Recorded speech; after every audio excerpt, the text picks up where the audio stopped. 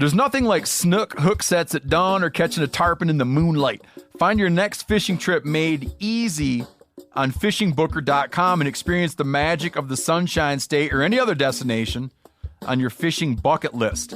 Book a blue water adventure in search of sailfish or go snapper fishing with the kids. With over 6,000 captains and trips to choose from, planning your next one just got a whole lot easier. Download the Fishing Booker app on the Google Play or App Store, or visit them online at fishingbooker.com to book your trip today. Maui Nui is on a mission to help balance axis deer populations for the good of our environment, communities, and food systems on the island of Maui. They've shared over 126,000 pounds of nutrient-dense protein with the Maui community. Secure your spot now. Become a Snack subscriber and join in helping to build more resilient food and ecosystems on Maui. Visit MauiNuiVenison.com. That's MauiNui venison.com and use promo code BEAR for 20% off your first order. Sport Dog is the most recognized brand in the hunting dog training industry. The Sport Dog promise to customers is simple: gear the way you design it. Every product Sport Dog builds is meticulously designed and rigorously tested in the field, ensuring it withstands the toughest conditions you and your dog may encounter. Using tracking equipment on my squirrel and coon dogs is extremely important to me. Get 20% off your first purchase using the code BEARGREASE. Go to www.sportdog.com/beargrease to learn more.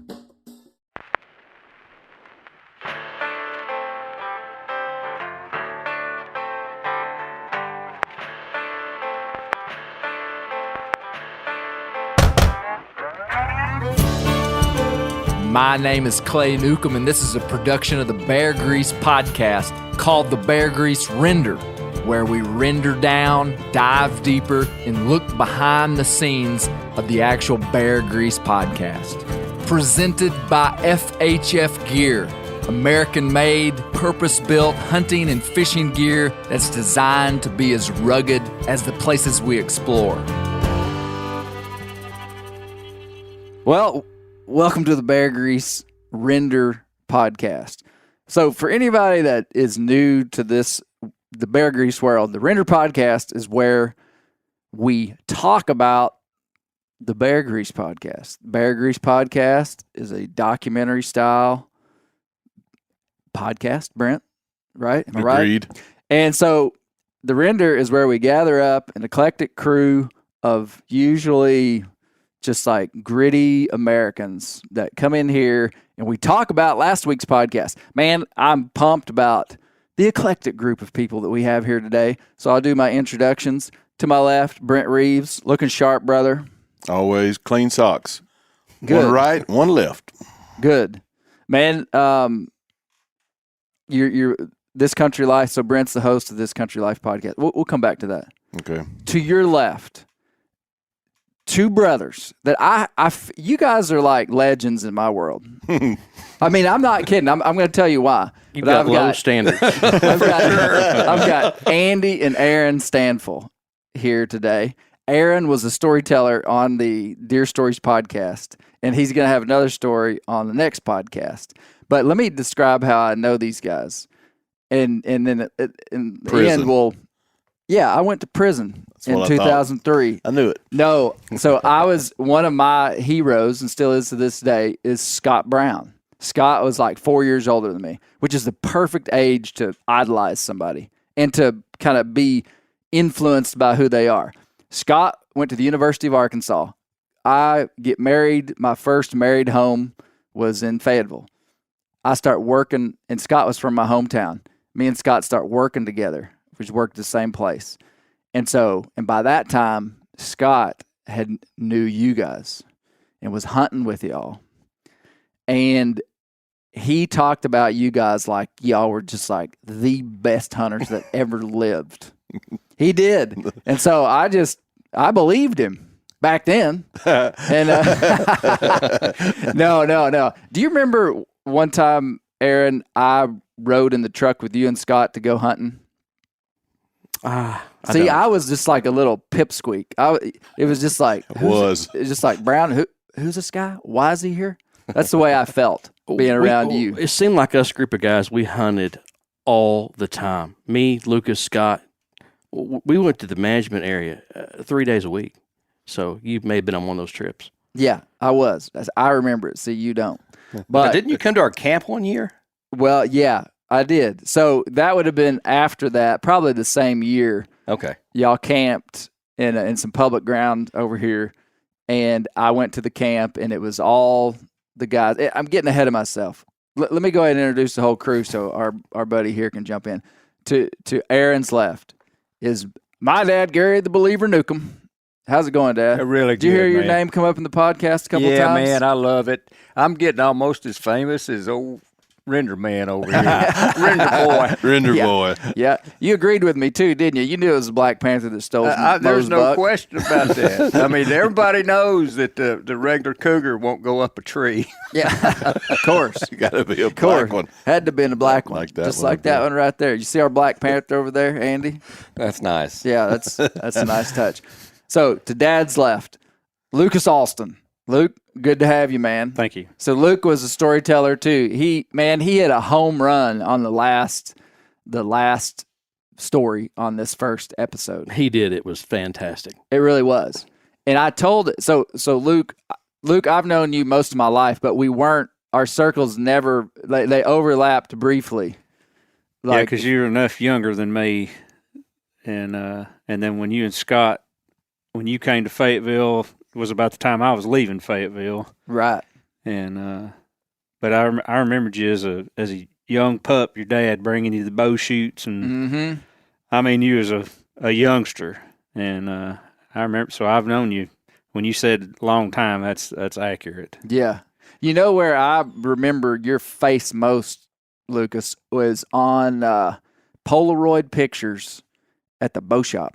For real. Oh, killer. He's I mean, a killer. there's just some things you just remember. Yeah. I remember seeing, this guy 4 or 5 years older than me that was killing deer and hogs and stuff. I feel like I remember there was a picture of you with a hog down there. Mhm. So anyway, just stuff you remember.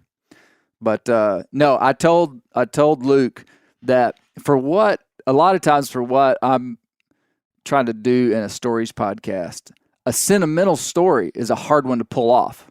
And I'm glad I didn't tell him. I'm glad I didn't coach him because I just trusted him that he would know how to handle a story. I often coach people not to tell sentimental stories Facts. because everybody's got one and they don't always translate. Do you understand what I'm saying? Yep. I mean, I'm not trying to be like mean or something, but like everybody's got a story about when their kid's first deer or this or that. And a lot of times it's super meaningful to you, but it as far as entertainment value, it's hard to translate. He knocked it out of the park Yep. with this one. He Like did. I meant it when I said, sitting there listening to you tell the story, I was like, take that gun away from that boy. Shoot that deer. And then Ryan gives him the gun. And I'm like, oh dang. I was a little upset. I was like, shoot, I didn't really want him to take it. And then he gets the bead and I'm like, yeah, he's about to shoot that buck. And he's like, nope. And I'm like, no, Luke, don't give it back to him. Back when I knew Luke, he'd have shot the two does that came out first. That's could have never got there. That's why I made the statement that I have not always been this way. Because, when Aaron and I run around together, there was nothing safe with me. And but things have sure changed.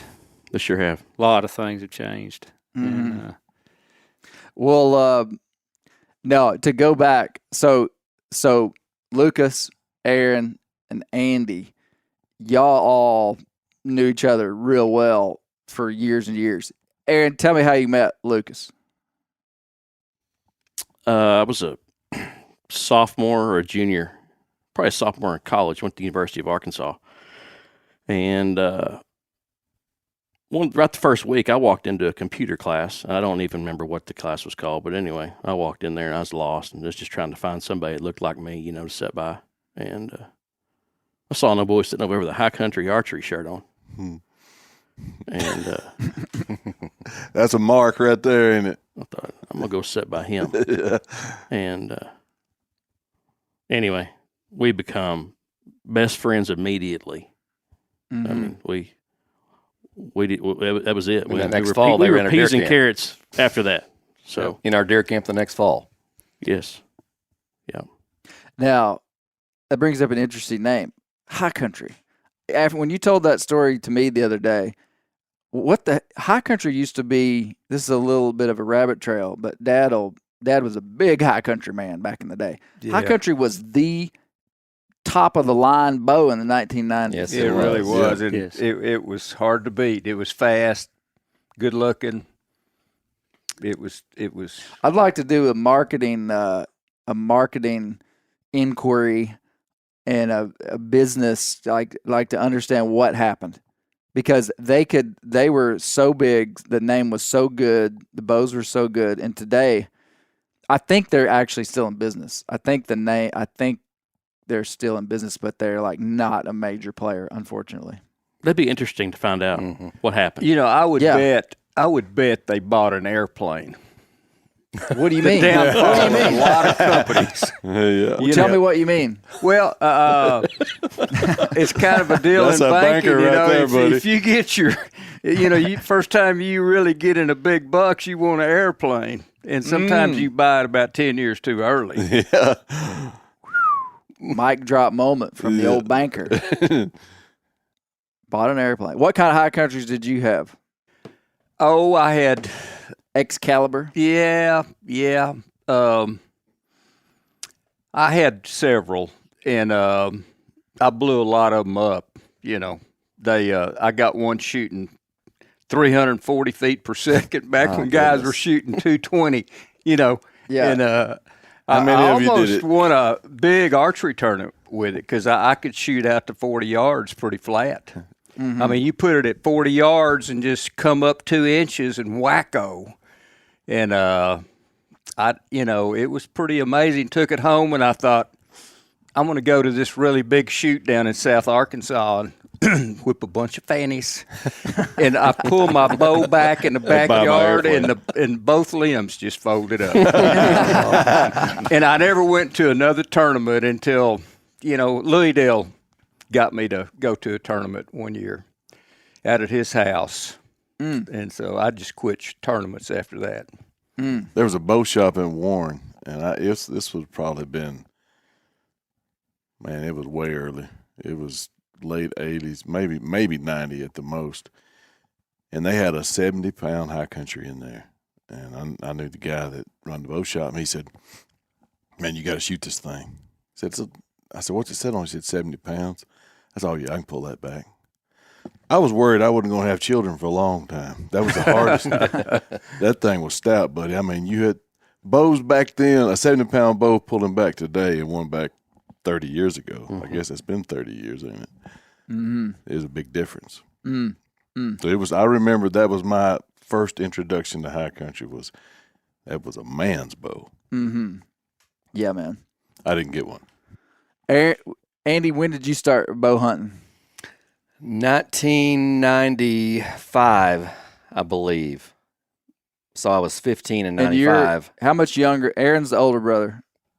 I think there's 3.5 years between us. Yeah.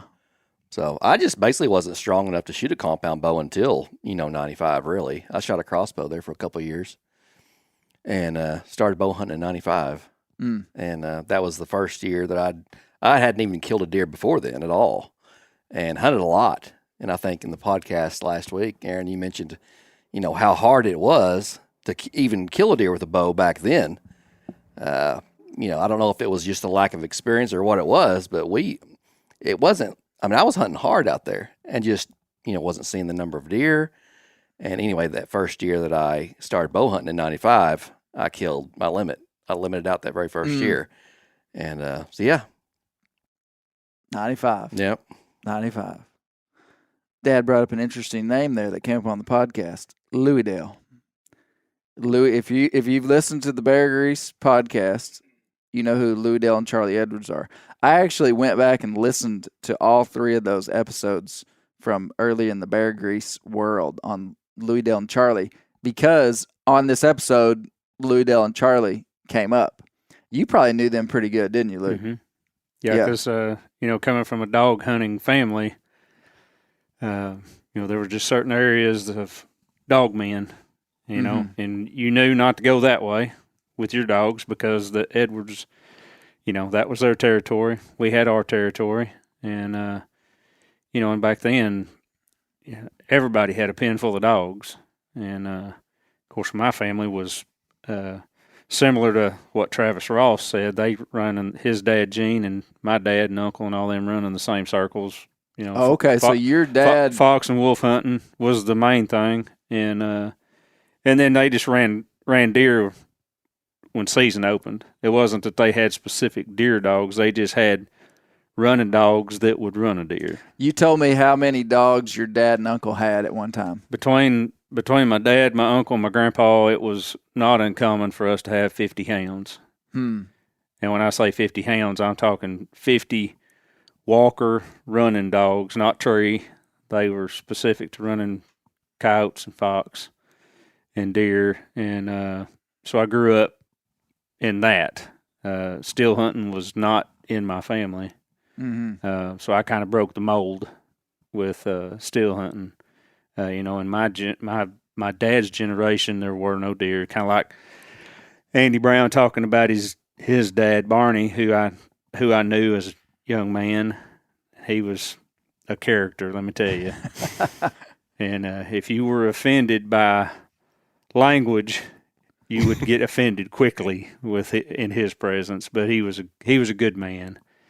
Loved them July hounds, and Andy even mentioned, his dad casting them Julys. Well, I come from a family of folks that hated Julys. Oh, really? Yeah. If it wasn't a walker, it wasn't worth having. Now, but a July is a walker. Not in my world. Okay. Not in my world, they weren't. But they were a tricolored white, black, and brown dog. Yep. Would they have looked any different? They were built basically the same. But there was a difference. You could tell by looking at them if it was a walker, if it was July. What would a July would be? Sleeker, thinner? Not necessarily. Maybe, but more their coloring. They'd be more of a yellowish color. They didn't have a lot of white on them. You said no. Really? They were not black, white, tan. They were kind of yellow, black, tan. Okay. But it is always fun to listen to them old timers, fuss. The July men versus the Walker men. Yep. I mean, it was a dividing line. It was just like OU and OSU. If you're if you're a Sooner fan, or if you're a Cowboy fan, you could get in a fight quick. Now, Travis said something that I would have qualified, but I kind of just let it go. He said his dad was a fox and wolf hunter. Yes, sir. Which we all know, and he knows it too, that there hadn't been wolves around here for 100 years. Right. Or probably 130 years. But that was what everybody referred to as, I guess back in the original days of whenever it was 130 years ago or whatever, however long ago it was, we did have wolves. And, but when you hear somebody talking about fox and wolf dogs, that's what they're talking about, is coyotes. coyote dogs. Yeah. And, it was kind of just a given. I knew he was talking about running coyotes. Yep. And he did too. Yeah. Fox and wolf hunter. Yeah, if you see the associations around the state still to this day, they don't say fox and coyote. It's fox and wolf. Fox and wolf hunter associations, yeah. Huh. At least the ones I'm familiar with. Dad, did you know Barney Brown, Andy's dad? I did not. He died in the mid-'90s maybe? Yeah. We were pretty young. Scott and I there's about a year difference with Scott and I. He was probably 10 or so when his grandpa passed. He loved his hounds probably more. I mean, you've probably heard Andy say this very thing, that the dogs ate before the family did. I mean, he cared for his dogs, and because they put meat on the table, it was kind of it was a tool. Yeah. And does any of your family still run dogs? They do not. Most of my family's gone. My uncle still living, but in poor health, and he was the he was the sure enough dog man of. And who was that? Everybody's going to know him as Dude Alston. Okay. His handle, his CB handle, is the Watchmaker. Okay. He worked at Thomas Jewelry and had his own jewelry store for years, and his trade was working on watches. Okay. Okay. Um, Are you a little bit sad that that's gone? I am, because some of my greatest memories of my previous generations, my father, my grandfather, my uncle, and all those guys, that a lot of them have passed on, are memories that were made with dogs, and it was a totally different kind of hunting. And I know for folks that have never done it, it might have been controversial. It was never controversial for me. I understood. Yeah. I understood the game, because I saw the love and respect that my family had for their hounds, and the feeling. Two totally different feelings that you get from running dogs to still hunting. Running dogs, an adrenaline rush like I can't explain, and there ain't no deer management with that. You're not being very selective. You're not being very selective, as I've heard my uncle say plenty of times. You just build a fence of bullets and hope they run into it. That's right. And but most of them guys did it not for killing anything. They wanted to hear a good race. Yeah. And so having a good dog was better than money. And because you could sit around and talk about a good dog for generations, money's gone, And some of the finest men I ever knew, best storytellers I ever knew were dog hunters. They could tell a story. And it's kind of an art to telling a good story. Not everybody has honed their craft. I'm afraid, or I won't get off on a wild goose chase here, but I'm afraid our younger generations are losing that because of social media and texting and the lack of communication. But I'm going to tell you something. Telling a story, to me, will outlast most things, because people are going to remember a story that they heard, just like all of us sitting here right now. I could tell so many stories that we'd be here a week, and I'm not sure that a younger person could duplicate that, because I don't know that they've soaked it all in or know how to articulate what they've seen, what they've experienced.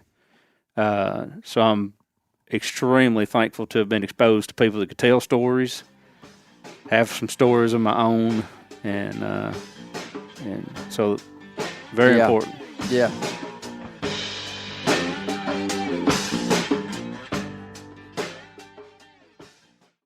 Ready to win Mother's Day and cement your reputation as the best gift giver in the family? Give the moms in your life an Aura digital picture frame preloaded with decades of family photos. She'll love looking back on these memories and seeing what you're up to today. Even better, with unlimited storage and an easy-to-use app, you can keep updating mom's frame with new photos, so it's the gift that keeps on giving. And this is not a joke. Juju Newcomb has an Aura frame, and we share photos, and they're incredible. Also, my mother-in-law has one. We have them. They truly are really good, really high quality. The Aura frame is easy to set up. It takes just 2 minutes to set up a frame using the Aura app. It also adjusts the display depending on light levels in the room to maintain the true color of your photos. For real, the digital screen is amazing. Right now, Aura has a great deal for Mother's Day. Listeners can save on the perfect gift by visiting auraframes.com to get $30 off plus free shipping on their best-selling frame when you use code BEAR, B-E-A-R, BEAR. That's auraframes.com. Use code BEAR at checkout to save. Terms and conditions apply. The old-timers say that the turkeys start gobbling when the leaves are as big as squirrels' ears and the red buds start popping. And we're about there. And we are there in the South. The onX Hunt app is one of my most valuable tools in the spring woods. With tools like coniferous versus deciduous tree distribution layer, you can save time by locating edges or transition areas of mixing habitats from home. Find an area like this with water in close proximity, and more than likely, there will be a gobbling turkey nearby. Knowing the exact boundaries of private ground ensures I stay on the right side of the fence, but can easily find public ground to go see if I can't strike a gobbler. If you do get one to sound off, using compass mode and waypoints will help you pinpoint his exact location, allowing you to move in and make the perfect setup to bring him right into your lap. Download the onX Hunt app today. You'll be glad you did. onX has a special offer for you. Use code BEARGREASE to receive 20% off your membership at onxmaps.com/hunt this spring. Whitetail Institute launched the food plot revolution in 1988 with a concentration on research and real-world testing of forage products specifically for whitetail deer. Whitetail Institute's research and development team of agronomy experts provide effective, personalized service. I've been using Imperial Whitetail Clover for a long time in a food plot back behind my house. In 2007, I killed the biggest buck of my life over an Imperial Whitetail Clover small quarter-acre food plot. Imperial Whitetail Clover is the only clover scientifically developed through years of selective breeding. Clover Extreme genetic stability provides extreme cold tolerance, disease, and drought tolerance. It really does. Clover is coated with Whitetail Institute's Rain Bond, a polymer coating added for enhanced seedling survivability. They have an exclusive offer for Bear Grease listeners, 15% off Imperial Clover when you use the code BEAR at whitetailinstitute.com. That's whitetailinstitute.com and use code BEAR for 15% off.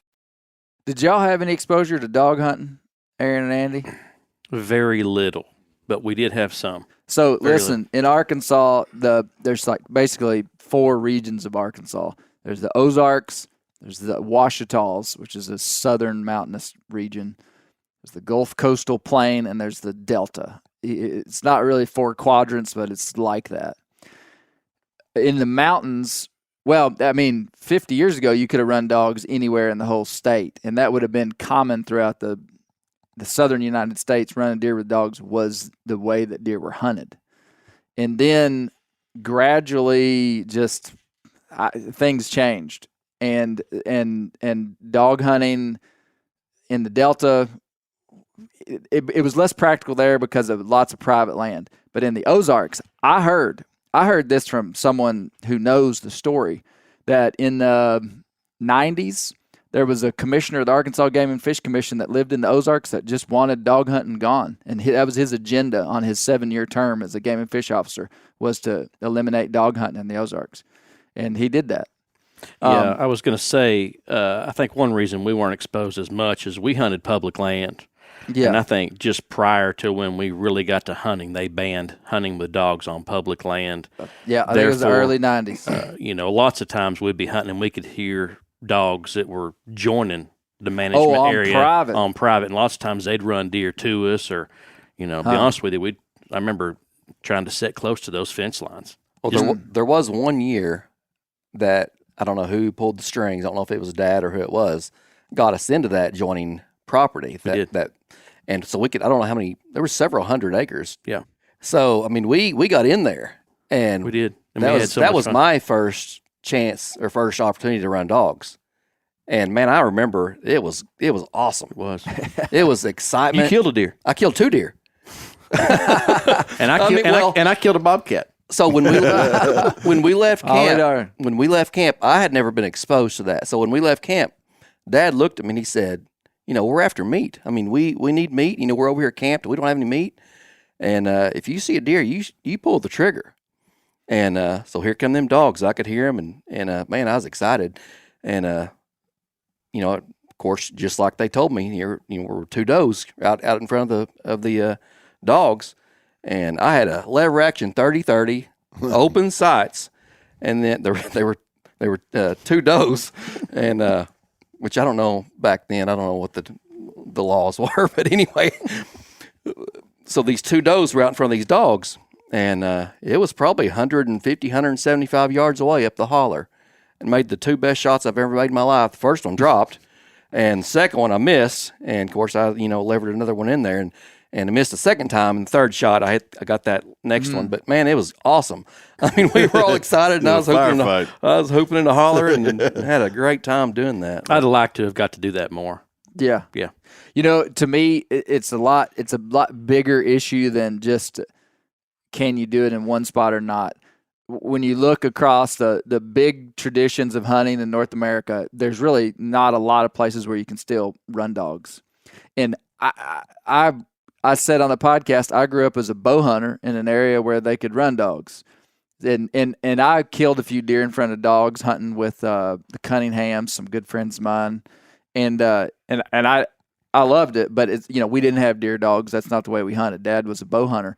But now I am adamant. I mean, I'll debate anybody in the world, Brent Reeves, on the importance, the cultural importance of keeping some of this stuff alive.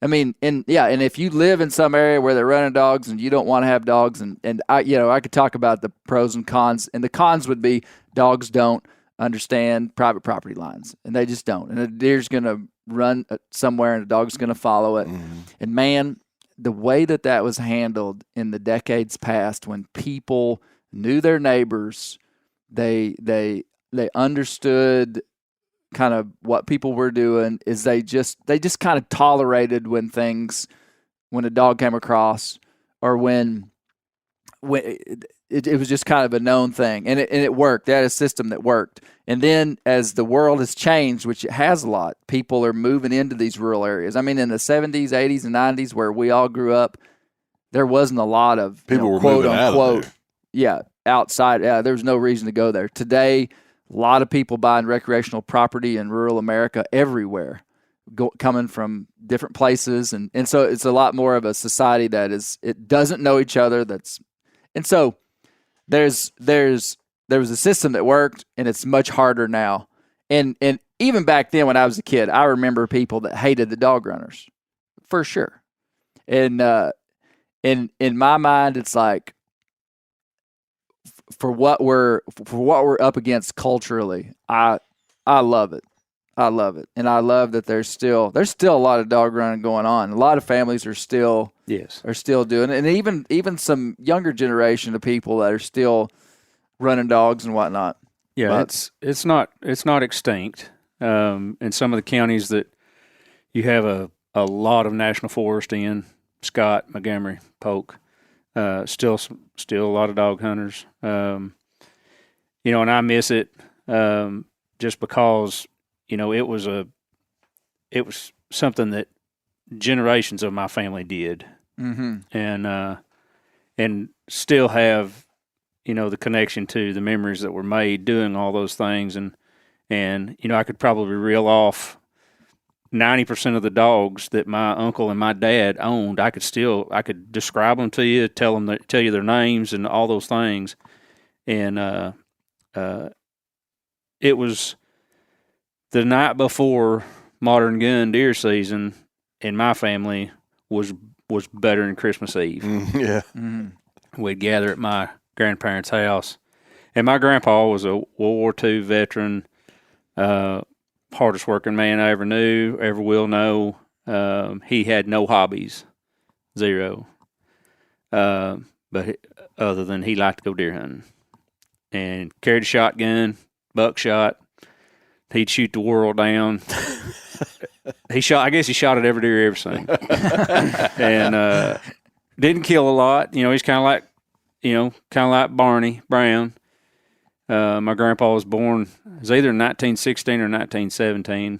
And one time, my grandpa was not one to throw a lot of kudos your way, a lot of compliments. He was a real tough guy.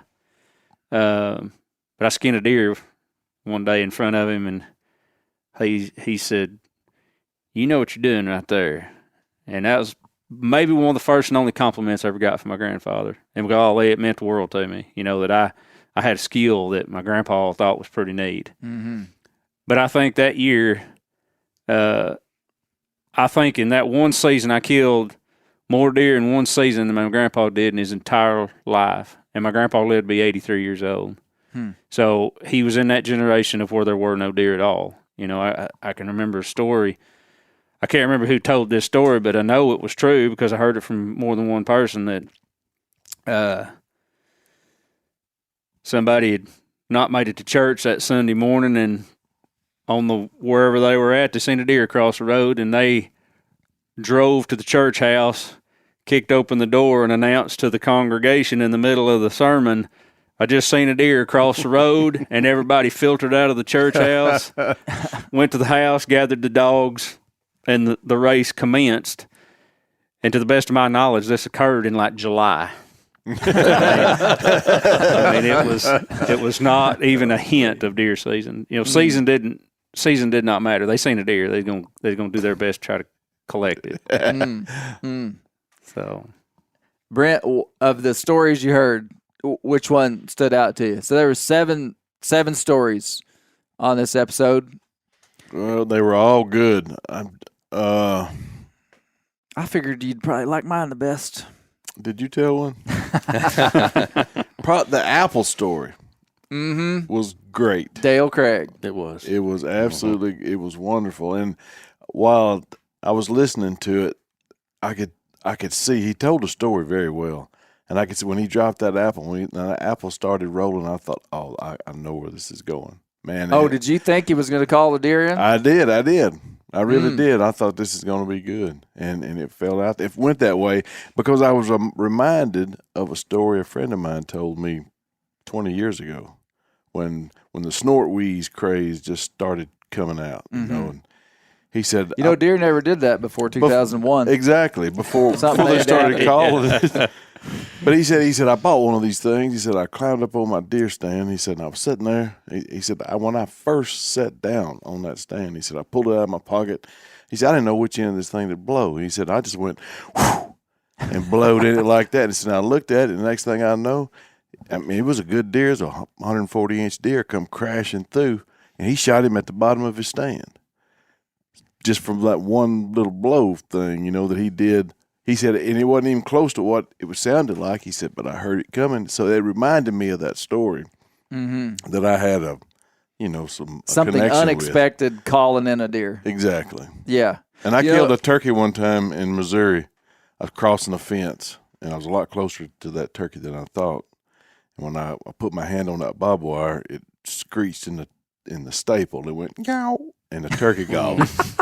And I remember you telling me that. I sat down by the fence post, and 10 seconds later, the turkey poked his head up over a hill, and I killed him. So I know what that guy was dealing with. Yeah. So I identified. This episode came together, and I had more. I've got twice as many stories as what's been told on this first one, and I cherry picked, kind of entitled it "The Unexpected." Because every story, there was something unexpected that happened. From Dale's apple to Aaron peeing out of a tree, calling one in, to Mo Shepherd's mysterious deer in the tree, to Andy Brown's dad hitting one with a truck. I threw mine in just because I could. Me hunting with my daughter down below me, which was just different. That's the best story you have ever told. You said that. I loved it, man. You know what I did? I told that story to Aaron. I learned a trick. A lot of times if I'm telling a story, I record it in here by myself. And he was here at the office. Aaron came here at the office to tell me a story. And I said, hey, let me tell you a story. And it was easier. It was easier to like kind of to get look the at vibe. somebody. Yeah. I feel like you could do a part 2, 3, 4 through 30 on deer stories, and they would all be fantastic episodes. Yeah, they really do. Well, I'm gonna make at least one more, and maybe even two more. And I could have done one on big bucks. Sure. Like I probably will at some point. Like, it's not near as fun. Well, it would be. It could be though. Maybe. I mean, to hear everybody's like biggest buck story. Might do one on the deer that got away. Dad tells a story on the next one of a big one that got away. It was a great story.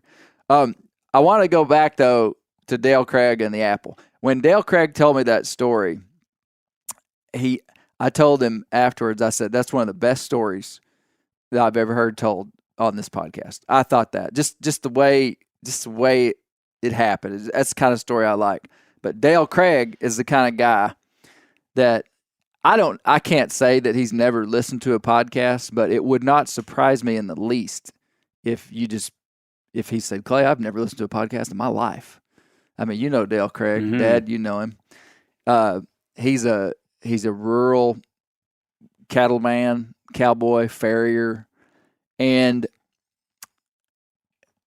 I went to his house, and it's the first time I've been to his house. I kind of just have known him most of my life, and I went to school with his boys, but they were just kind of people I knew and always had a lot of respect for.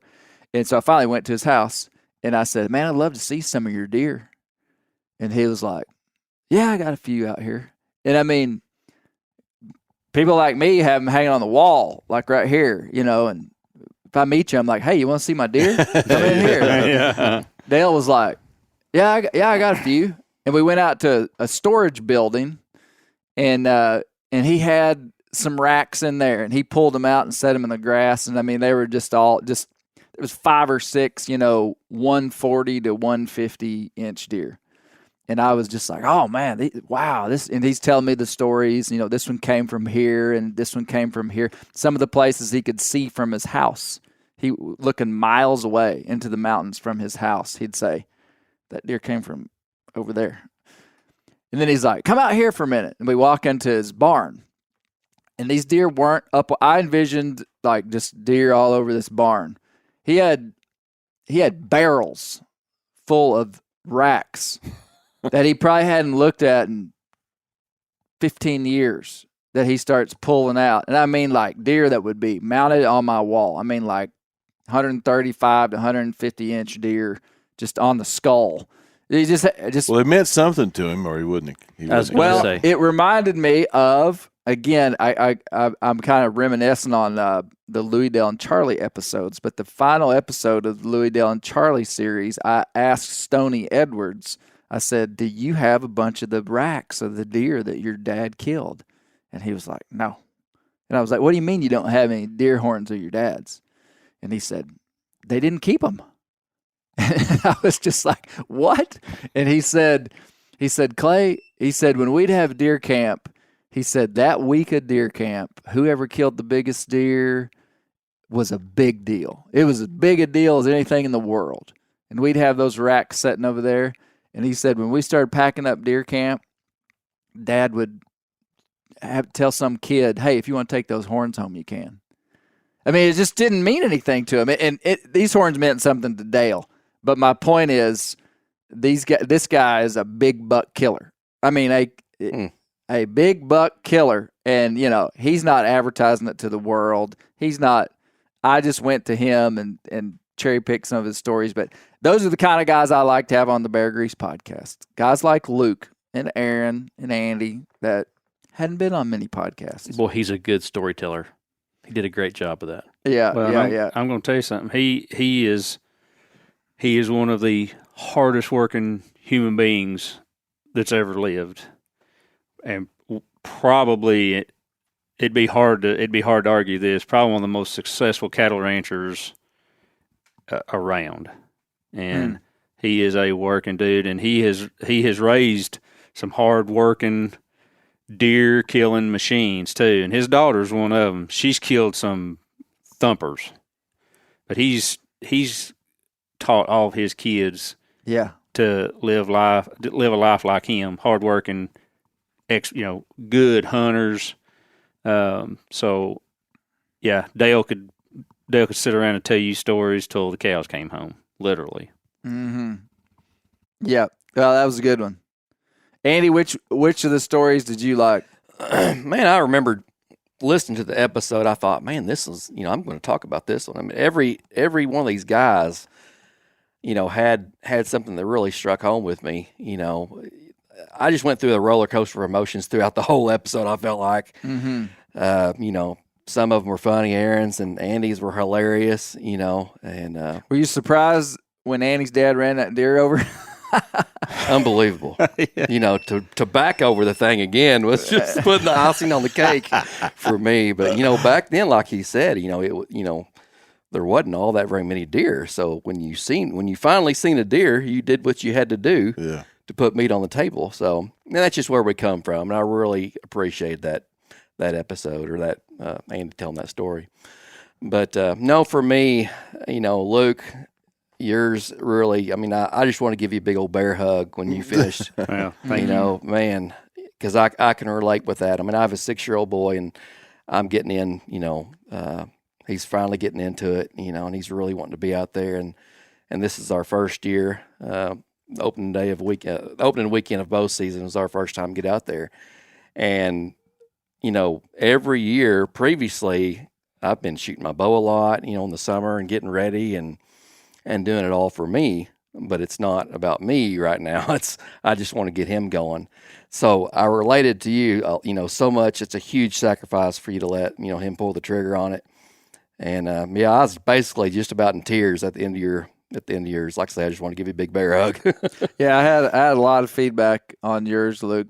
A lot of people really said it was a neat story. It was. You did a really good job, Luke. Yeah, appreciate it. Yeah. Aaron, which one stood out to you? And you can't say Luke's now, okay? Luke's. You could say mine if you want. If mine stood out to you, that's fine. I'd like to hear about it. But we've given Luke all the credit he needs. I mean, this is his second podcast, so I don't want him to start thinking, "Hey, man, I'm too busy to be a podcaster, so I liked all of them. I did. I didn't have a favorite. I did like the fact that Andy Brown said, if we'd have met a car, we'd have just run over him. Yeah. And he meant it. Yeah.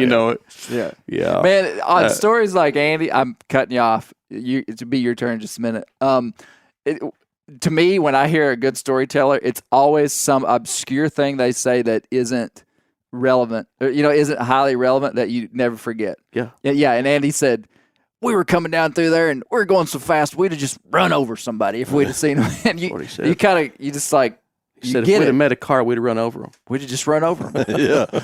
It's like kids and cussing. You can be talking about anything and say one cuss word, and that's what the kid's going to go back in the house. How do you know that, Brent? I'm just saying. I saw it on TV. Yeah. Okay. But I liked Andy's honesty with his dad. Yeah. I enjoyed that. I enjoyed the history of his dad and what that meant, to his dad. Killing a deer was a big deal. Fed their family. It was part of the sport too, but none of that deer went to waste.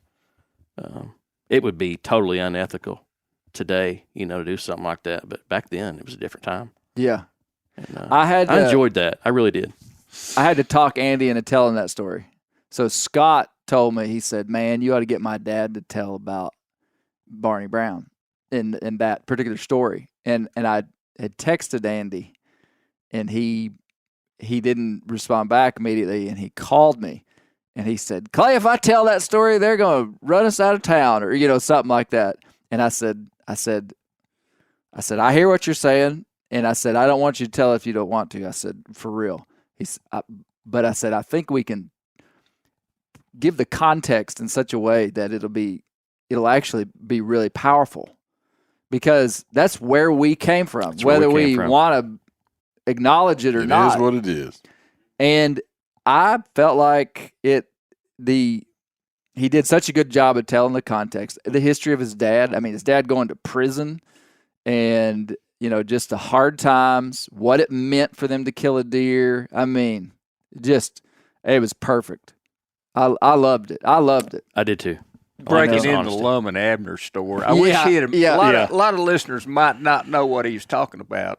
Right. This Lum and Abner, they were the star Hollywood people in probably the 20s or so. So I'm glad you said that. So the Dick Huddleston store in Pine Ridge, Arkansas was basically the home office of Lum and Abner, which was a national radio program that ran for 23 years in America. And these guys, we talked about them on our Arkansas podcast. We did. But Lum and Abner were the face of the American hillbilly for 23 years when radio was the biggest thing. Yeah. They were national celebrities. Like, you would have recognized the President of the United States and Lum and Abner. And they were based out of Pine Ridge, Arkansas, down there where we were at. And so the Dick Huddleston store was the Dick Huddleston Lum and Abner store. The Jot 'em Down store. Jot 'em Down. It's still there today. It's incredible. It's a museum now. You put a post of that store a couple months ago. Yeah. So Barney, he knew how to pick 'em, man. Yeah. You know, do I get the little grocery store down here or the Lum and Abner store? So. Yeah. Well, I thought it was interesting that he turned himself in. He went and told his uncle, you know, boy, I'd like to hear how that story went. You know? Yeah. What happened there. But no, that was probably I'm kind of like well, a couple of you have said all of them, all the stories were really meaningful. Andy's was my favorite just because it was so unique. He's just so gifted as a storyteller. Yeah. Well, he's one of the best storytellers I've ever heard. Yeah. And I've known Andy my entire life.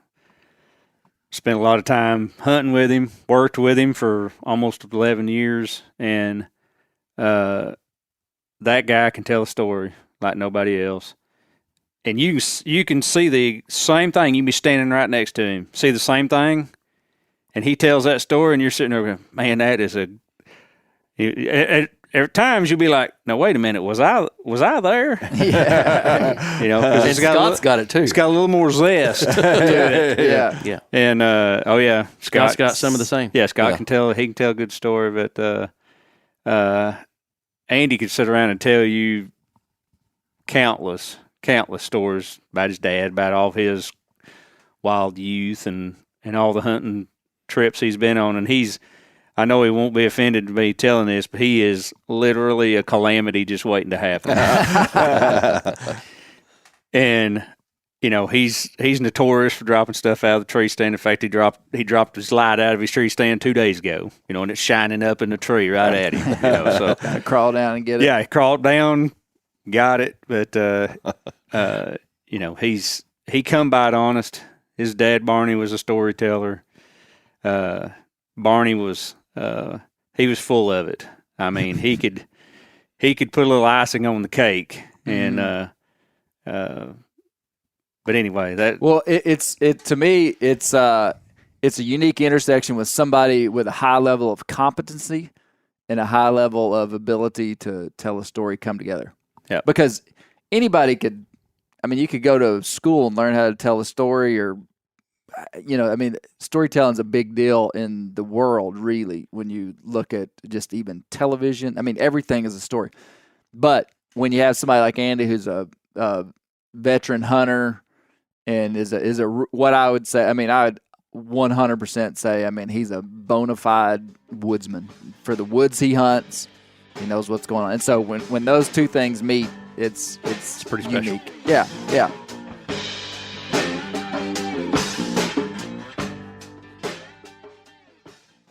Ready to win Mother's Day and cement your reputation as the best gift giver in the family? Give the moms in your life an Aura digital picture frame preloaded with decades of family photos. She'll love looking back on these memories and seeing what you're up to today. Even better, with unlimited storage and an easy-to-use app, you can keep updating mom's frame with new photos, so it's the gift that keeps on giving. And this is not a joke. Juju Newcomb has an Aura frame, and we share photos, and they're incredible. Also, my mother-in-law has one. We have them. They truly are really good, really high quality. The Aura frame is easy to set up. It takes just 2 minutes to set up a frame using the Aura app. It also adjusts the display depending on light levels in the room to maintain the true color of your photos. For real, the digital screen is amazing. Right now, Aura has a great deal for Mother's Day. Listeners can save on the perfect gift by visiting auraframes.com to get $30 off plus free shipping on their best-selling frame when you use code BEAR, B-E-A-R, BEAR. That's auraframes.com. Use code BEAR at checkout to save. Terms and conditions apply. The old-timers say that the turkeys start gobbling when the leaves are as big as squirrels' ears and the red buds start popping. And we're about there. And we are there in the South. The onX Hunt app is one of my most valuable tools in the spring woods. With tools like coniferous versus deciduous tree distribution layer, you can save time by locating edges or transition areas of mixing habitats from home. Find an area like this with water in close proximity, and more than likely, there will be a goblin turkey nearby. Knowing the exact boundaries of private ground ensures I stay on the right side of the fence, but can easily find public ground to go see if I can't strike a gobbler. If you do get one to sound off, using compass mode and waypoints will help you pinpoint his exact location, allowing you to move in and make the perfect setup to bring him right into your lap. Download the onX Hunt app today. You'll be glad you did. onX has a special offer for you. Use code BEARGREASE to receive 20% off your membership at onxmaps.com/hunt this spring. Whitetail Institute launched the food plot revolution in 1988 with a concentration on research and real-world testing of forage products specifically for whitetail deer. Whitetail Institute's research and development team of agronomy experts provide effective, personalized service. I've been using Imperial Whitetail Clover for a long time in a food plot back behind my house. In 2007, I killed the biggest buck of my life over an Imperial Whitetail Clover small quarter-acre food plot. Imperial Whitetail Clover is the only clover scientifically developed through years of selective breeding. Clover Extreme genetic stability provides extreme cold tolerance, disease, and drought tolerance. It really does. Clover is coated with Whitetail Institute's Rain Bond, a polymer coating added for enhanced seedling survivability. They have an exclusive offer for Bear Grease listeners, 15% off Imperial Clover when you use the code BEAR at whitetailinstitute.com. That's whitetailinstitute.com and use code BEAR for 15% off. Dad, which one stood out to you? No question. They were all pretty boring until Willow Newcomb came up, my granddaughter. Now, I tell you what, I was Did you remember that story? No, I did not. It's not one I've really thought about. I don't that even much. know. Probably didn't even know what happened.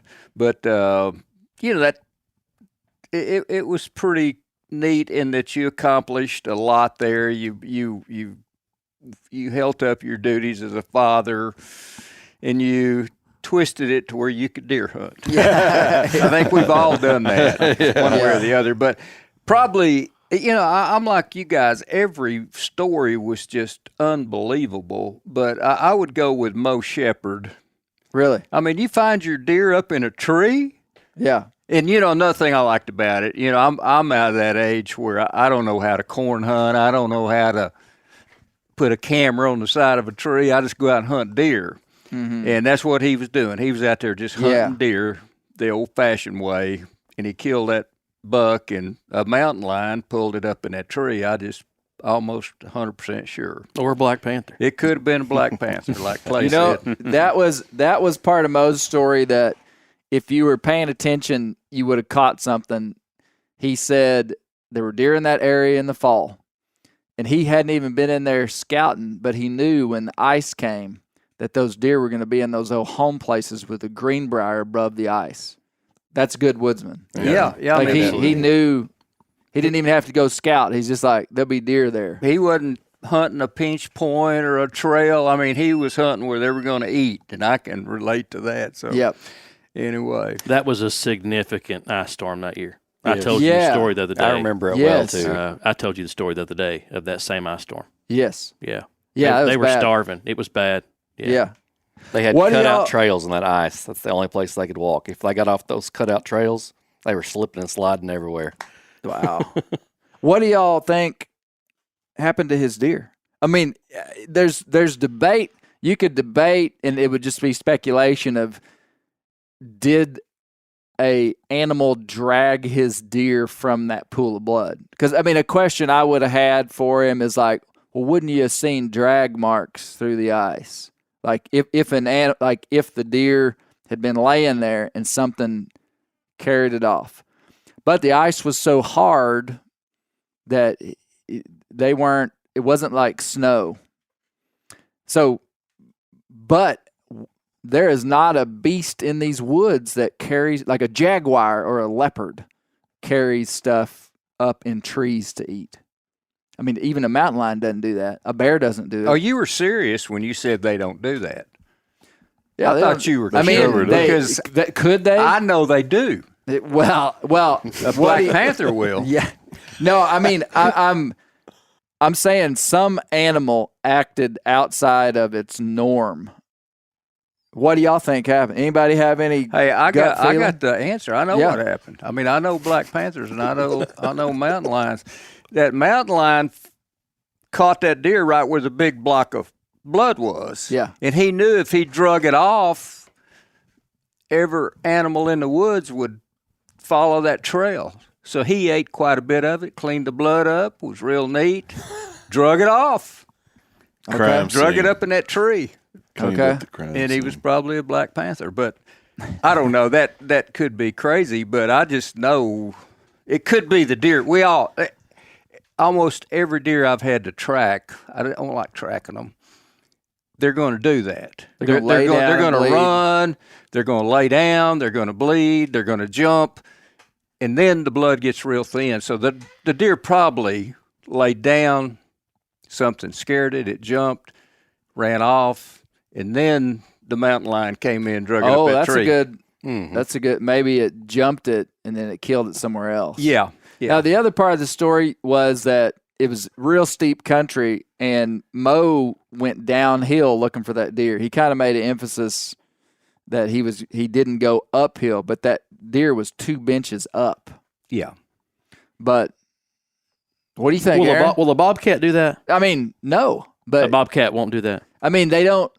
It's not typical for, and I mean, I'm not a bobcat. Well, I am a bobcat expert. I mean, look at me. They're not a leopard or a African, a jaguar or a leopard will take kills up in a tree. I mean, typically, I don't think a bobcat's going to do that. I don't But think y'all would they'd know be that as big much enough. as me. I don't think they're big enough. Yeah. Not as big as that deer was. I thought maybe, I listened to it, I had to back up. I thought, well, he shot the deer and it jumped off that bench and lit in a tree. But it was up above where he shot him, correct? Yeah. Yeah, so I went back and I thought, well, dang, Mo, I got your answer. I'm fixing to call you up. And I thought, wait a minute. Maybe it was above. And so I went back and listened to it again. And yeah, it was above where he shot it. So the only other thing other than something dragging it up in that tree is it makes a loop and jumps. And lights in there, I bet if Mo was here, I bet he'd tell you that physically wouldn't be possible. I mean, I'm just having to picture how he's describing it, you know. Yeah. So I found a dead head one time about 15 feet up in a tree. I have no idea how it got up there. It was tangled in like small branches. Deer head? Yeah, a deer head way up in a tree. You know, It probably wasn't 15 feet. We've got a lot of bald eagles. You know, the deer may have ran off. The deer may have ran off and died. Mo may not have found it. It may have rotted there on the ground, and buzzards, coons, everything might have chewed it up for days. And then an old bald eagle may have come in there and grabbed it, or I don't know. I mean, and put up in the tree. You know, a melanistic bald eagle. Black. There you go. Yeah. There you go. What do you got, Dad? You're right. I didn't know this. Mountain lions do not carry prey up trees. So there you go. I've been wrong my whole life. I didn't say Black Panther. You're right about the airplane, though. But here's the thing: is that You're right about that. there in all animals, there's a typical way in which they're going to act. And would a mountain lion be capable of carrying a deer up a tree? 100%. And the thing that's not up for debate is that something carried that up a tree, and it wasn't a human. I mean, it's like a human didn't do it; an animal did it. So something did it that was here. And then it was pretty compelling to hear him say 3 years later he saw a mountain lion. And, you know, for those of you guys that don't know Mo, in my mind, Mo is like highly credible in terms of any way I evaluate someone in the woods. I mean, like he's the real deal, like a lot of these guys that I'm talking about. And so, I mean, he tells me he sees a mountain lion, I believe him. And so interesting story. Yeah, when you spend as many hours in the woods as a guy like him, you're going to have a story like that. I mean, everything happens to you, you know. Yeah. So that was a great. Have you ever seen a mountain lion? No, but he has. Have you? You have seen one in Kansas. Oh, I have. Absolutely. You forgot. I did. I wouldn't. Well, I was thinking around here.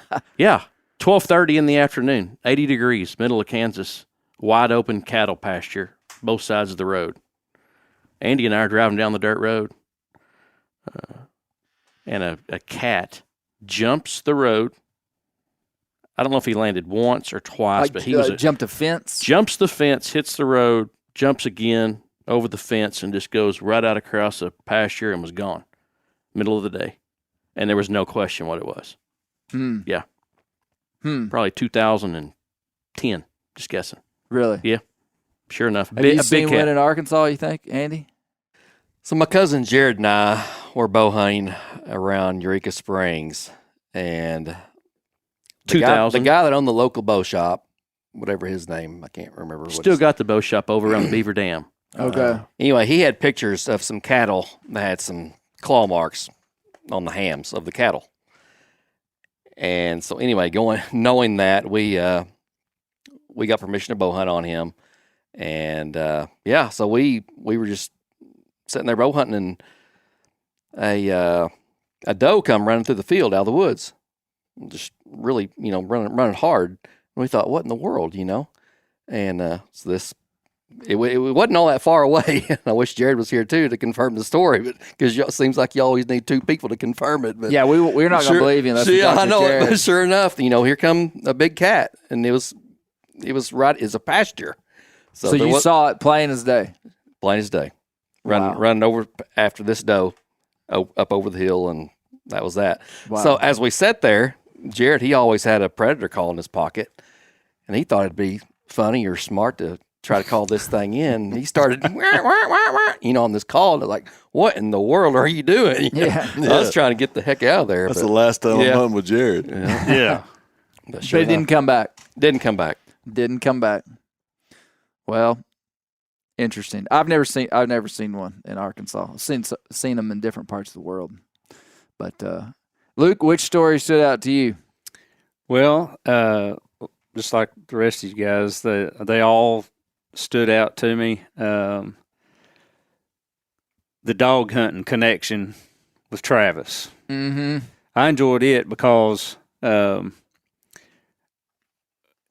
about transitioning from being a lifer, dog hunter, going all the way to the mountains to try this new method of hunting with Dale, and to end up right back in a dog race. Yeah. And because I've been in several situations exactly like that. I'm off, in the 90s and the early 2000s trying to still hunt. You hear in the distance, you hear that dog open, and immediately you start looking to man the battle station because by golly, I'm sitting in the right spot right here, and a lot of times here they come. Everything changes when you hear a dog too. Guarantee it does. Yeah. If you're carrying a lever gun, the hammer's getting cocked, the safety's getting snapped off, you're shouldering your gun, trying to get all comfortable, and because when it happens, it's like that, and your shooting skills and all those things out the window they go, and you just sling as much ammunition towards them as you can. Mm-hmm. Mm-hmm. Well, Isaac, what was your favorite story? Peeing out of the tree gave me validation. Peeing out of the tree gave Isaac validation. Made me feel good. I've heard it gave you some relief, didn't it? I've heard that story. I've heard that story for years, and it was the first time I heard it straight from you. You're pretty sure you damaged your bladder, huh? I spent a lot of hours in a tree stand. I mean, I used to hunt a lot, and I didn't know any better, I'd hold it. And I remember holding it so bad, I would just get to hurting.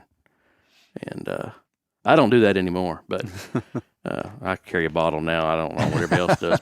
But, I think I damaged my bladder as a kid, just holding it. Because I just knew that if I was to go to the bathroom, the deer would smell me, and then I wouldn't get to kill a deer, But that particular day, that all worked out. That was I'll never forget that. And they come in just like you had a breadcrumbs to the woods, you know. The part that he didn't tell was he calls me and he says, "Hey, I've shot some deer," you know. So it was getting dark and I drove up there and he's sitting there on the side of the road, sitting on top of his climbing tree stand. I said, "Well, Aaron, you know, where's your deer at?"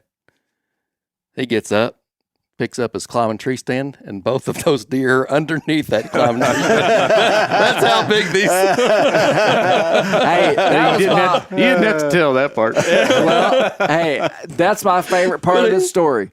I mean, it was a big deal. Oh, Lots of my life, to this day, probably, if I wasn't after a big buck, man, a yearling deer comes by. oh, The idea that you wouldn't shoot a yearling is beyond me. there was no chance I'd have passed him up. I mean, that was a big deal. No, we were big fired deal to up. kill one. I killed two. I mean, I was talking to camp. It didn't matter if they were yearlings or not. Hey, You know, that was my favorite part about that story. And you remember what I said? Do you remember how I introduced him? Oh, yeah. This man has killed at least, as of 2 days ago, 25 deer that you would know, scored that made over the Pope and story Young. to me that, you know, you got a big-time deer hunter here, but when he gets started, there's not as many deer back then. Were there? No. So, I mean, to kill 2 deer in one day, I could relate to that, man. I mean, when I started in 77, holy cow, people, the entire city of Hot Springs, there was only 2 of us that could kill a deer with a bow and arrow.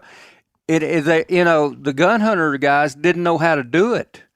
Yeah. You know, they were raised in deer camps. They didn't know how to kill a deer with a bow, and I didn't even know how to hunt. But it just hit me one day, hey, if I'm hunting humans, I'm going to go into McDonald's, and I'm going to find a McDonald's. And so it was real easy for me to kill deer. And if I could kill 2 little deer, I told this story, I don't know if it's on a podcast, but I'm sitting in a stand one day, and a big doe comes out, boy, and I'm getting all ready. I'm going to nail her. And I look back, and she's got a smaller doe behind her, and I'm thinking, okay, easier to get to the truck, better meat. Well, I look back, and there's 2 more, and the last one was the small one. So I let them all walk, and I whacked that little guy. See? This is where I come from. Yeah. There is no zero shame in killing a small deer. absolutely. I mean, as long as it's within the boundaries of the law. Hey, I got another deal that might be good for some of the young guys. You set your goals in life, and many, many times you set them way too low. But because I started in the 70s, my goal, and I didn't know how to deer hunt, my goal was to kill a deer every year with a bow and arrow. All my buddies thought it was funny. My dad thought it was funny. Everybody just laughed at me. So my goal was to kill a deer with a bow and arrow. So when it got up to where you guys were coming on, killing big bucks, hey, I was still happy to kill a doe. Yeah. You know? Yeah. Where if I'd have said I'm going to be a big buck hunter, you know. But anyway. Yeah, no, you always said that to me, and that made a lot of sense. And it also, but what I've seen you do, though, is stay true to your roots and not really be influenced by what society said was valuable. And I kind of live in both worlds. Like, you know, I mean, I love to target a mature deer and try to kill him, and that's real important to me. But I also very quickly can turn into a doe hunter and go out and shoot a doe, and it just be like a big deal. And it comes from that. And yeah, what you would the trend of the age is, and especially now that we have exponentially more deer than we used to have, options are. There's more options. There, you know, and it's kind of funny. It's like something happened about 2005, 2010, and everybody and their mom could kill a deer with a bow. I mean, and it happened probably because of just more people were doing it. It happened because there was more information about how to do it. The technique changed about that time. Yeah, and in states where you could bait. I mean, where you can bait a deer on private land, absolutely, and it's happened around here. I mean, it people changed the use harvest corn numbers. to kill deer, absolutely, and we can talk about that another time. But yeah, It changed the way deer hunting is today. Yeah. Probably for the worse, but that's a discussion we can have some other time. But prior to that, I didn't know people baited deer at all. I mean, no, it just wasn't a thing. It was something that you heard that happened in South Texas. Yeah, we'd hunt for days to see a deer. Yeah, I can go get a fourth grader right now, put him in a blind with a crossbow over a corn pile, and he can harvest a deer this afternoon. And he's never shot a crossbow before today. Yeah, that was unheard of in our day. It's just the way things have changed, and it's good or bad. It is what it is. Yeah, no doubt. Well, Aaron, I think that like when you and I first met, you thought you didn't have very many deer. Coming from where I was from, first time y'all took me hunting, I thought I had died and went to heaven. I remember that. I mean, because I saw more than one deer. I remember that. Yeah, there were. Well, I saw 6 or 7 deer. You know what I mean? I'm like, by golly. Sorry. In fact, the first, I told this to Clay when we were talking about how you and I met and everything. The first day we ever hunted together, Aaron killed an 11-point buck. Shot him in the throat. Because still got that. I mounted that deer. Still got him in my shop. Yeah. I said, well, what happened? He goes, well, that's what I could see. I'm like, good enough. It worked. So it worked. I was so proud of that deer. That's the biggest buck that's ever lived. It probably 95 inches. I mean, I was so proud of him. Hey, I was gonna bring up, Aaron killed 2 days ago, Dad, 147-inch deer with his bow here. Really? That's amazing, man. I really congratulate people that do that. But hey, one thing I did, I was so impatient. If a deer walked up, I'm going to kill it, knowing that if I'd sit there all day, a buck probably would walk in. And the way I hunted, I had several big bucks come in, usually October 20th through November the 5th. And just it wasn't meant for me to kill them. I mean, I very seldom ever missed a deer. They usually dropped within 50 yards. But a big buck would come in, I wouldn't even be nervous. You know, and I'd just do all this kind of stuff and finally get on it and forget it's at 30 yards and I got my 20 pin. Stuff like that just happened. And you were hunting public land too. I don't think you ever killed a deer on private land. You probably did 1 or 2. Maybe in Texas. I went on a Texas hunt a couple times where I did. But anyway, and another thing, most of you guys would be embarrassed to tell this. I'm not, but I was afraid of heights. I jumped off a big old building when I was 10 years old, and I think that's why I had my knees replaced. And, I mean, I could not stand up on a stand. I could not shoot to the back. I couldn't shoot. I let so many deer go on the left-hand side. I just let them walk. I mean, I hunted for the deer to be right here. I didn't even want them in front. I wanted them right there. And so, I mean, I think about all the deer I killed. I probably could have killed twice that many if I could have stood up and turned. And as I got the last 5 years, I got a little bit over that. But just kind of everybody's got their own little niche. And you got the big bucks, and I know you killed a bunch of big bucks. Yeah. Brent, you did a Deer Stories. So This Country Life came with Deer Camp. Deer Camp stories. Mm-hmm. Deer Camp. Did you bring us any of that bologna? Man, let me tell you, Petit Jean bologna made right here in Arkansas. But the pepper relish, that was the trick. That was good. Good stuff. It sounded good to me, man. I thought it was funny. He said he still had his mouth full. He was chewing as fast as he could when he walked up there. He wanted to make sure his buddy didn't get any of that sandwich. Yeah, that's my nephew. That's my nephew. Because I know you'd have to be hungry if Brent had half a bologna and relish sandwich, and you walked up to him and you were like, "Hey, do you mind if I have the rest of that?" Well, that's my nephew. Now he's twice as tall as I am, and he would eat it for sure. Oh, that's funny. That's funny.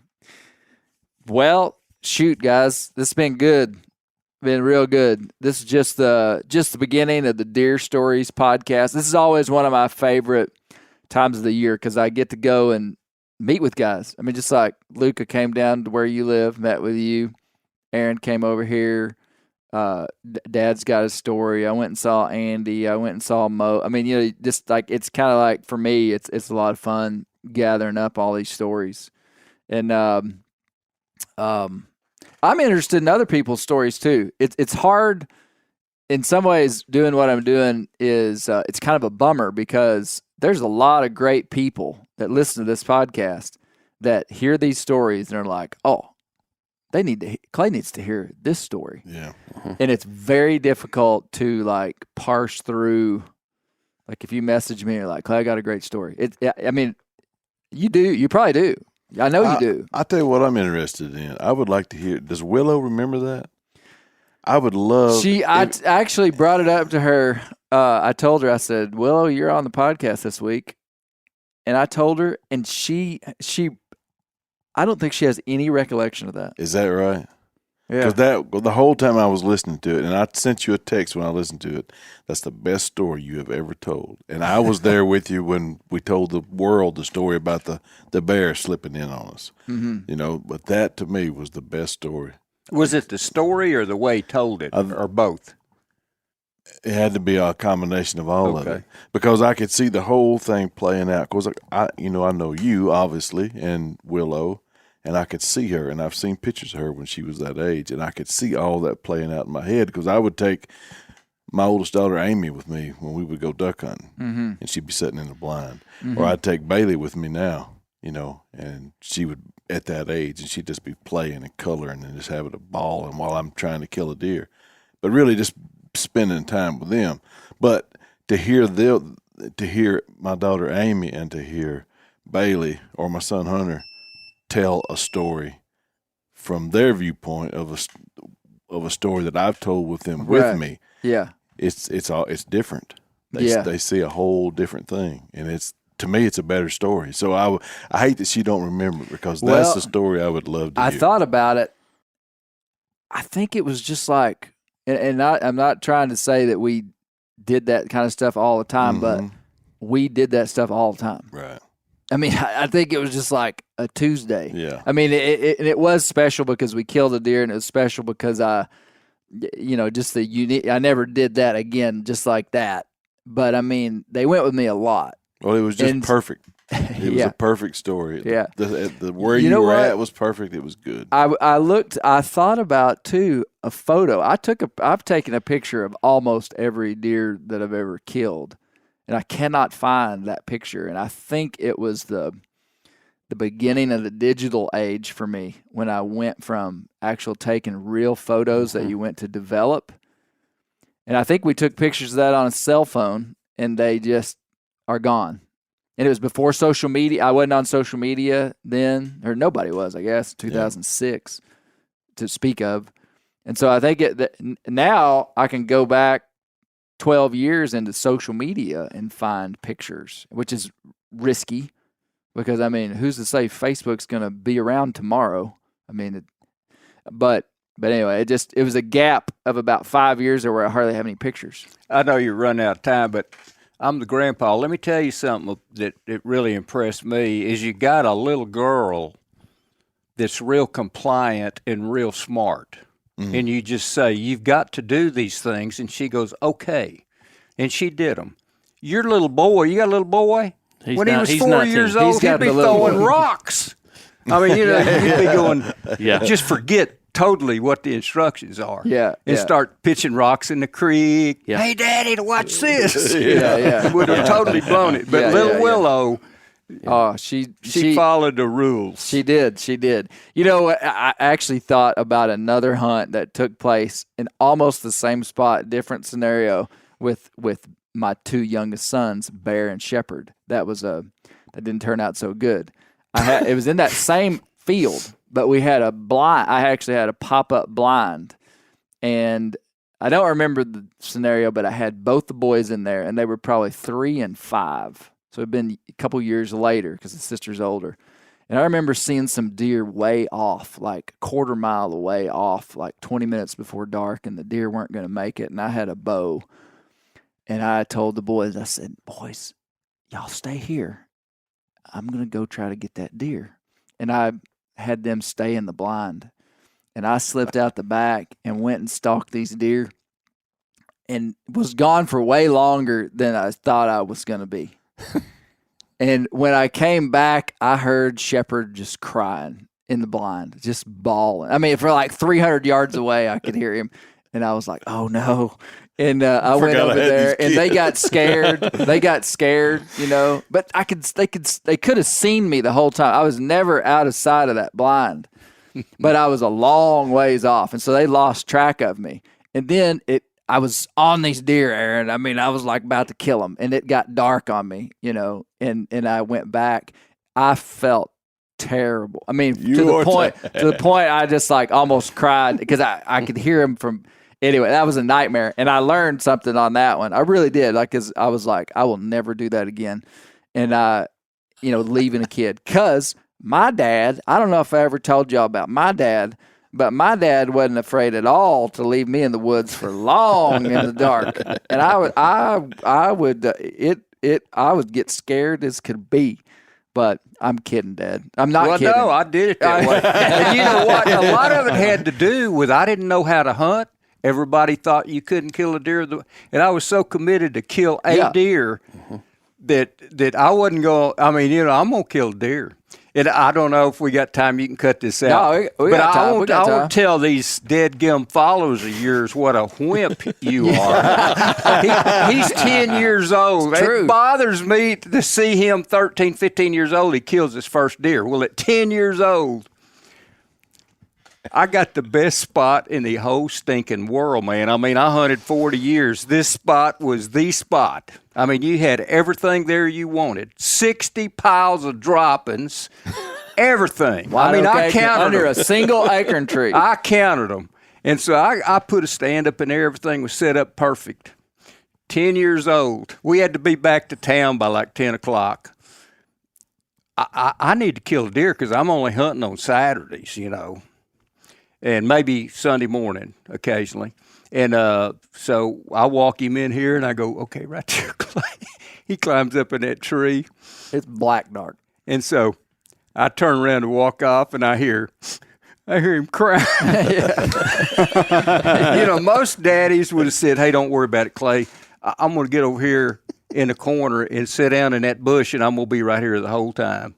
But that never entered my mind because I got one day to kill this deer, and if this little dirt ball won't set up there, so I put him in the car and the truck, and we went over and I shot that little old deer, and I got my goal done for the year, and I'm ready to quit now. So, but that was the craziest stand I'd ever seen, and you don't see that anymore. No. It's when you guys came up and started hunting. You couldn't find stuff like that.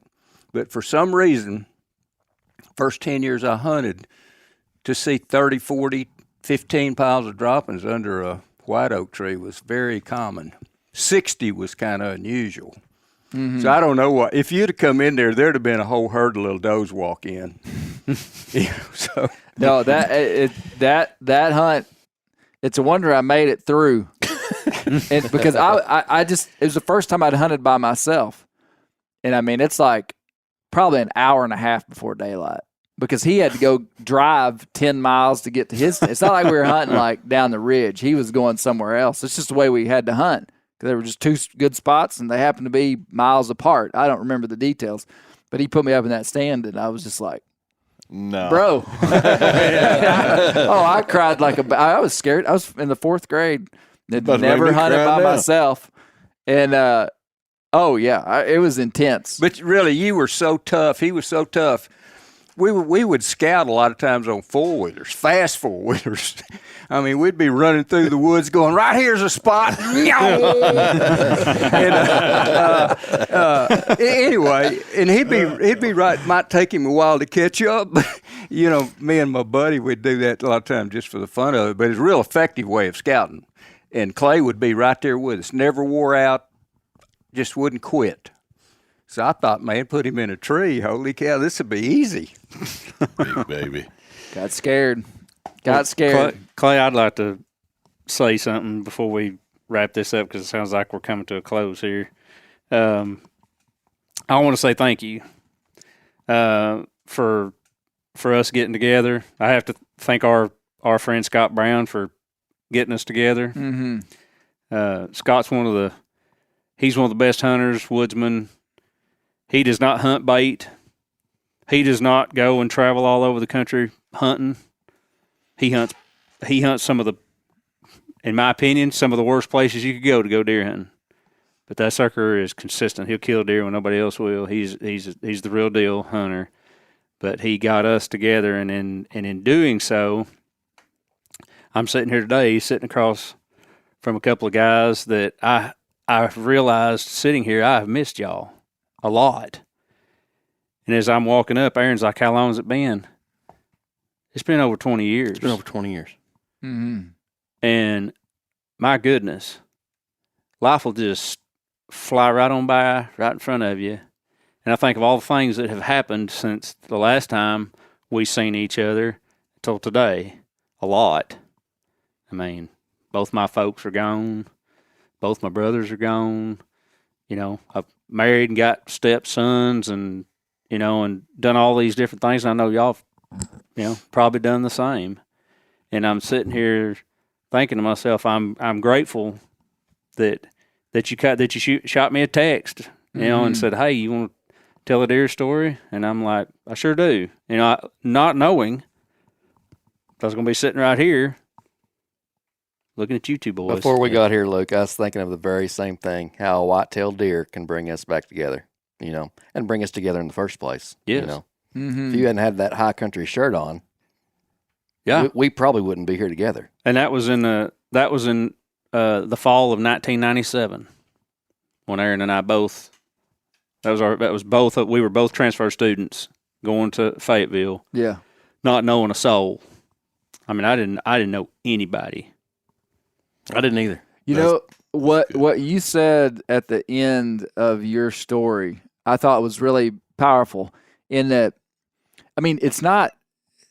There's nothing about a white-tailed deer that is gonna cause somebody to have a. I mean, there's nothing magical. And we talk about a deer being magical and all this stuff. We love to hunt. Yeah. But really, what brought us together? Because what's valuable is a human relationship. Yeah. And all everything that I do inside of Bear Grease and stuff. Really, we're talking about deer hunting. We're talking about the land. We're talking about rivers. We're talking about mountains and lions and deer, like all this natural stuff. But really, what's interesting to me is how humans interact with that, and then how humans interact together around those things, like the relationships that we have. And you did such a good job of saying, you know, a white-tailed deer is really what brought us all together, and becomes a medium to which you can exchange and have relationship. Like you'd have a bond. Like I hadn't seen Eric. Well, I saw you 10 years ago. I hadn't seen Andy in probably 20 years. And I mean, me and you, we can, anytime we see each other, it's like we got a connection, and it's deer, but it's bigger than that, and that's special. It is. It's special, and I'm sure there are other things in the world that people can connect over, but there is nothing in the world that is more in order and or I could even use the word primal than the hunting connection between humans. I mean, that is the bond that made the human species was hunters connect. I mean, really, if you just like boiled it down to like, I have to be safe and warm and have shelter, I have to reproduce and find a wife, and I have to kill stuff to eat. Maybe you could throw in a little bit later, I got to find some land to grow some crops on. I mean, it's like pretty basic level human stuff. So for us to come together and talk about deer hunting and how it's connected us is like, I love it. So, yeah, I thought you did a good job of saying that. I appreciate it. Good stuff. Yeah. Thank you for having us on. It's been fun. Thank you very much. Yeah, well, we'll do it again. Brent, closing words, wisdom, go. 1, 2, 3. I talked about it in my podcast. It's tradition and legacy and the value of sharing something good with people that you love and people that you like. I don't remember how many stories were on this podcast. 7. There were 7 examples of everything right there. It was good stuff. Mm-hmm. That's it for me. Excellent. Thank you all for coming. Great to see everybody. Thank you. Thank you. Thank you.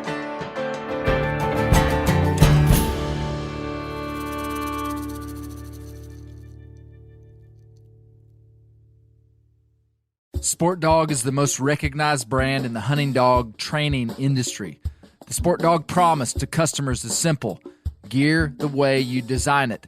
Every product Sport Dog builds is meticulously designed and rigorously tested in the field, ensuring it withstands the toughest conditions you and your dog may encounter. Using tracking equipment on my squirrel and coon dogs is extremely important to me. Get 20% off your first purchase using the code BEARGREASE. Go to www.sportdog.com/beargrease to learn more. I'm sure a lot of you guys remember the old ceremonial hunting tradition of eating the heart out of the first animal you kill. Meat from those organs are among the most nutrient-rich foods on the planet. You can get those same benefits your ancestors craved via convenient daily capsules from Heart and Soil. Find out more at heartandsoil.co. And remember, use code MeatEater for 10% off your purchase.